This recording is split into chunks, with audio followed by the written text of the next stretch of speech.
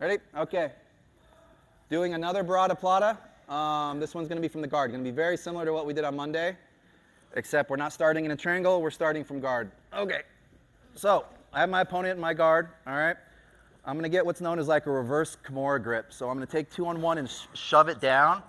This wrist, right? I'm going to come here and grab my own wrist, pushing his arm down into my groin. Okay. Now to get my leg out, up and over, since this hand is tied up, I'm going to start shifting out to the side and pushing myself so that I'm looking into his ear. Okay. Then once I get to here, I get my knee out into his bicep, and then I pull my foot out, and I come basically into this kind of modified triangle danger position, yeah?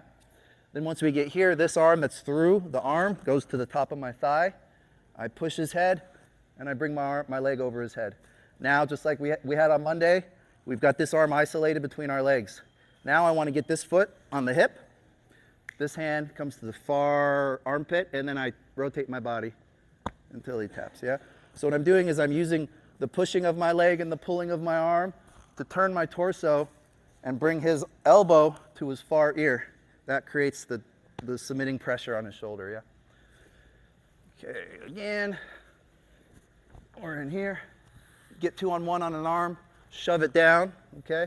This one comes from the outside to the inside, grabs my own wrist. So now I have 2-on-1 reverse Kimura control on the wrist, yeah? I'm gonna start escaping to the same side as the arm, trying to get my knee out up under his chin. I could even use my foot to push a little bit, right? Because I want to get this bottom leg out. And then we just come to a normal triangle danger lock, okay?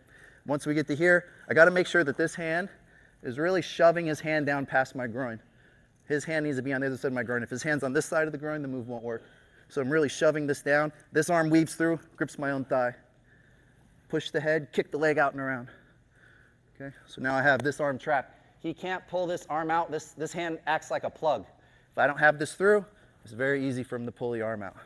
But this is a plug, keeping it trapped in there. Foot on the hip, look for the far armpit. Okay, pushing with my foot, pulling with my arm, rotating my whole torso. Locking it down. You want to see one? Yeah, please. Okay. Let me see. Okay. Again, 2-on-1 control, shove it down. As you're shoving, you can even pull the elbow. All right, I want to get his wrist lower than his elbow. Okay. Then we come in, we end up with this reverse Kimura control, shoving it down into our groin.